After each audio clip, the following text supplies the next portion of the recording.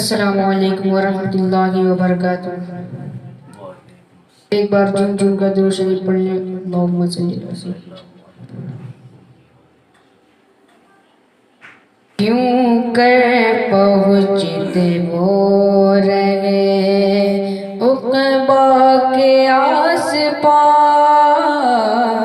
کیوں کر پہنچتے وہ رہے عقبہ کے آس پاس، کوفی بھٹک رہے تھے جو، کوفی بھٹک رہے تھے جو، دنیا کے آس پاس، کیوں کر پہنچتے وہ رہے عقبہ کے آس پاس، کوفی بھٹک رہے تھے جو، دنیا کے آس پاس، ان کو تھا اپنی منزل صبر و رضا سے کام، ان کو تھا اپنی منزل صبر و رضا سے کام، منزل تھی ان کی مرضی، منزل تھی ان کی مرضی مولا کے آس پاس، کیوں کر پہنچتے وہ رہے عقبہ کے آس پاس، کیوں کر پہنچتے وہ رہے، گھیرے ہوئے عدو تھے مگر مطمئن تھے وہ، گھیرے ہوئے عدو تھے مگر مطمئن تھے وہ، جیسے کہ پھول ہو کوئی، جیسے کہ پھول ہو کوئی خاروں کے آس پاس، کیوں کر پہنچتے وہ رہے عقبہ کے آس پاس، کیوں کر پہنچتے وہ رہے، افسوس ہے کہ پھر بھی وہ ادنا ہے تشنہ لب، افسوس ہے کہ پھر بھی وہ ادنا ہے تشنہ لب، ٹھہرے ہوئے ہیں جو لب، ٹھہرے ہوئے ہیں جو لب دریا کے آس پاس، کیوں کر پہنچتے وہ رہے عقبہ کے آس پاس، کیوں کر پہنچتے وہ رہے عقبہ کے آس پاس، کوفی بھٹک رہے تھے جو، دنیا کے آس پاس، کیوں کر پہنچتے وہ رہے عقبہ کے آس پاس۔ السلام علیکم ورحمۃ اللہ وبرکاتہ۔ نحمده ونصلی ونسلم علی رسولہ الکریم، اما بعد، اعوذ باللہ من الشیطان الرجیم، بسم اللہ الرحمن الرحیم، ان اللہ وملائکتہ یصلون علی النبی یا ایہا الذین آمنوا صلوا علیہ وسلموا تسلیما، صلی اللہ علی النبی الامی وآلہ صلی اللہ علیہ وسلم، صلاۃ و سلاما علیک یا رسول اللہ۔ عاشورے کے دن کی بڑی فضیلتیں آئی ہیں، کیونکہ عاشورہ کے دن بڑے بڑے واقعات رونما ہوئے ہیں۔ حضرت شیخ عبد الرحمن علیہ الرحمۃ والرضوان نے نزہۃ المجالس میں لکھا ہے کہ اسی دن آسمان و زمین اور قلم کی تخلیق ہوئی ہے۔ اسی دن حضرت سیدنا آدم علیہ الصلوۃ والتسلیم اور حضرت حوا رضی اللہ تعالی عنہ پیدا ہوئے۔ اسی دن حضرت سیدنا آدم علیہ الصلوۃ والتسلیم کی توبہ قبول ہوئی۔ اسی دن حضرت یعقوب علیہ الصلوۃ والتسلیم کی 40 سال کے بعد حضرت یوسف علیہ السلام سے ملاقات ہوئی۔ اسی دن حضرت ادریس علیہ السلام اور حضرت عیسیٰ پیغمبر علیہ الصلوۃ والتسلیم آسمان پر اٹھائے گئے۔ اسی دن حضرت یونس علیہ السلام مچھلی کے پیٹ سے باہر آئے۔ اسی دن حضرت سلیمان علیہ السلام کو سلطنت عطا ہوئی۔ اسی دن حضرت سیدنا ابراہیم علیہ الصلوۃ والتسلیم کو مرتبہ خلت عطا کیا گیا۔ اسی دن ہمارے آپ کے سب کے آقا و مولا پیارے مصطفیٰ صلی اللہ علیہ وسلم کا نکاح حضرت سیدتنا خدیجہ الکبریٰ رضی اللہ عنہ سے ہوا، اور اسی دن قیامت قائم ہوگی۔ اور اسی دن واقعہ کربلا بھی پیش آیا، تو یہ صاف ہو گیا کہ عاشورے کا دن جو ہے بڑی فضیلت اور بڑی عظمت اور بڑے شرف والا دن ہے۔ عاشورے کے دن بہت سے اعمال ہیں جو ضروری ہیں، جو ہمیں کرنا ہے، اور ضروری کا معنی یہ ہے کہ ہمارے لیے کرنا بہتر ہے، سنت ہے، مستحب ہے۔ عاشورے کے دن روزہ رکھنا یہ سنت ہے، مستحب ہے، بہتر ہے۔ مصطفیٰ جان رحمت صلی اللہ علیہ وسلم جب مدینہ شریف تشریف لائے تو آپ نے دیکھا کہ یہودی لوگ عاشورہ کے دن روزہ رکھتے ہیں۔ پیارے مصطفیٰ صلی اللہ علیہ وسلم نے یہودیوں سے پوچھا کہ تم لوگ عاشورہ کے دن روزہ کیوں رکھتے ہو؟ تو یہودیوں نے جواب دیا کہ یہ وہ دن ہے جس دن اللہ تعالیٰ نے حضرت موسیٰ پیغمبر علیہ الصلوۃ والتسلیم اور ان کی قوم کو نجات بخشی، اور فرعون اور اس کی قوم کو ڈبویا۔ حضرت موسیٰ علیہ الصلوۃ والتسلیم نے شکرانے میں روزہ چونکہ رکھا، لہذا ہم لوگ اس دن روزہ رکھتے ہیں۔ تو مصطفیٰ جان رحمت صلی اللہ علیہ وسلم نے فرمایا کہ حضرت موسیٰ علیہ السلام کے ہم لوگ تم سے زیادہ حقدار ہیں۔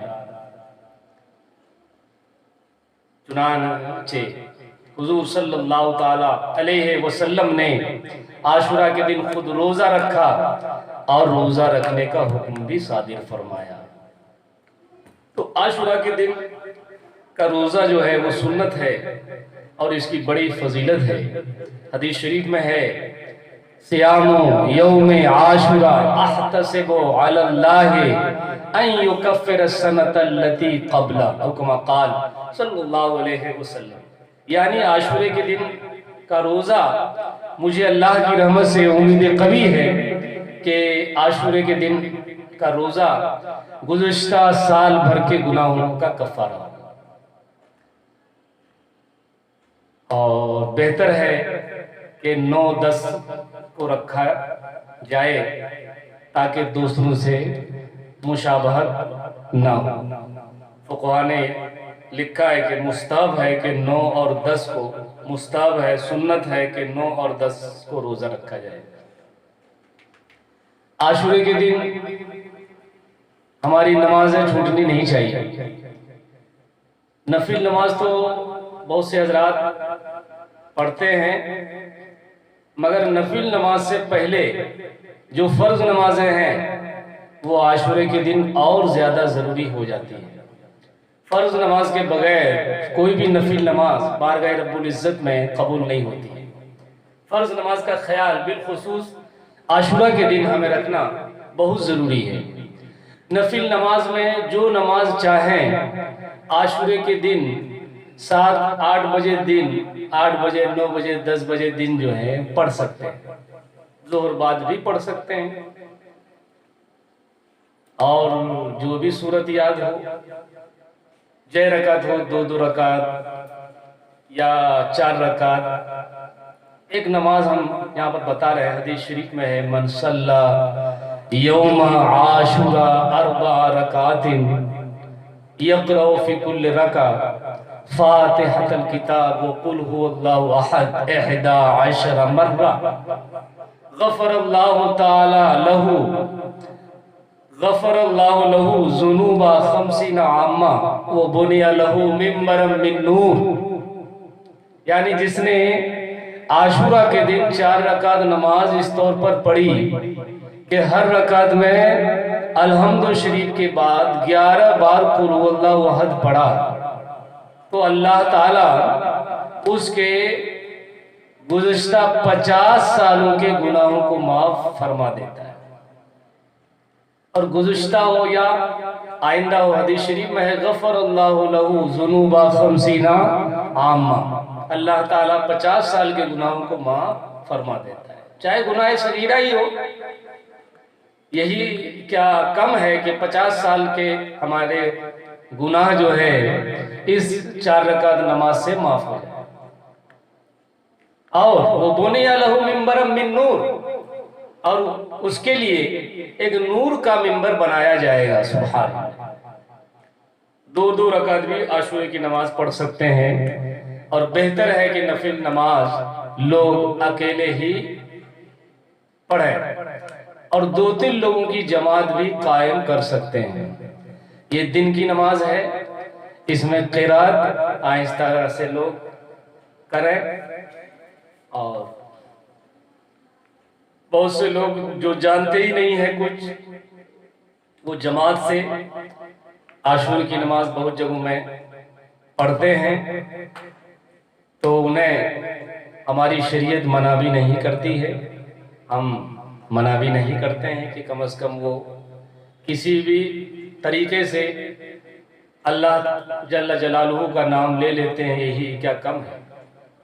عاشورے کے دن روزہ رکھنا ہے جس سے ہو سکے، آج کل میں دن بھی بہت بڑا نہیں ہے، تو جس بھائی سے ہو سکے عاشورے کے دن، اور بہتر ہے سنت ہے کہ 9-10 کو عاشورے کے دن روزہ رکھیں، نماز فرض نماز کے بعد نفل نمازیں پڑھیں، اور صدقہ و خیرات بھی کریں۔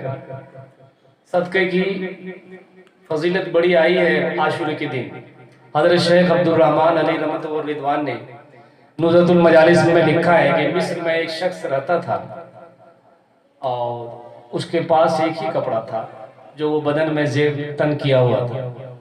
اس نے عاشورے کے دن فجر کی نماز حضرت عمرو بن عاص رضی اللہ عنہ کی مسجد میں پڑھی۔ وہاں کا دستور یہ تھا کہ عورتیں کچھ مانگنے کے لیے حضرت عمرو بن عاص کی مسجد میں جایا کرتی تھی۔ یہ شخص بھی وہاں پر فجر کی نماز میں پہنچا۔ ایک عورت نے اس آدمی سے کپڑے کا سوال کیا، تو یہ شخص اسے اپنے گھر لے گیا پیچھے پیچھے، اور وہ گھر کے اندر داخل ہو گیا، اور دروازے کی دراز سے اس نے اپنا وہی کپڑا جو ایک ہی تھا اس کو اتار کر اس نے اس عورت کو دے دیا۔ اس عورت نے دعا دی، البسک اللہ من حلل الجنہ، اللہ تعالیٰ تمہیں جنتی لباس پہنائے، اور وہ چلی گئی۔ یہ شخص رات میں جب سوتا ہے تو اس نے خواب دیکھا، خواب میں ایک حور نظر آئی، اور اس حور کے ہاتھ میں ایک سیب تھا۔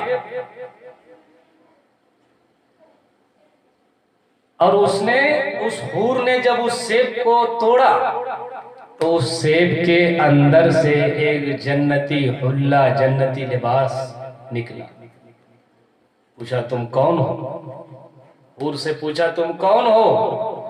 وہ حور بولی میں تمہاری جنت کی بیوی ہوں اور میرا نام عاشورہ ہے. اتنے میں اس کی جب آنکھ کھلی تو اس شخص نے دیکھا کہ اس کا پورا گھر جو ہے خوشبو سے مہک رہا ہے. سبحان اللہ، خوشبو سے مہک رہا ہے. فوراً وہ نیند سے بیدار ہوتا ہے. اس نے وضو کیا، 2 رکعت نماز نفل شکرانے کی ادا کی، اور پھر بارگاہ رب العزت جل جلالہ میں دعا کی، اے بارے الہ ان کانت زوجتی حقا فی الجنہ فاقبضنی الی. اے بارے الہ اگر واقعی ہماری وہ جنت کی بیوی ہے تو میری خواہش ہے کہ ابھی تو میری روح کو اس دنیا سے قبض کر لے.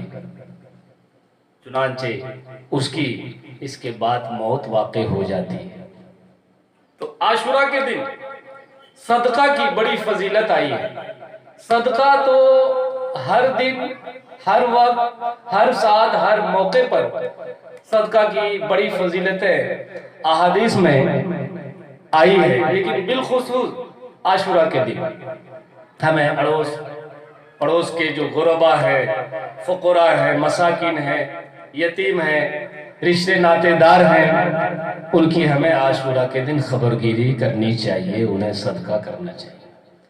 حضرت امام عالی مقام اور دیگر شہدائے کربلا رضوان اللہ تعالی علیہ مجمعین کے نام سے لوگ نیاز اور تبرکات کا بھی اہتمام کرتے ہیں.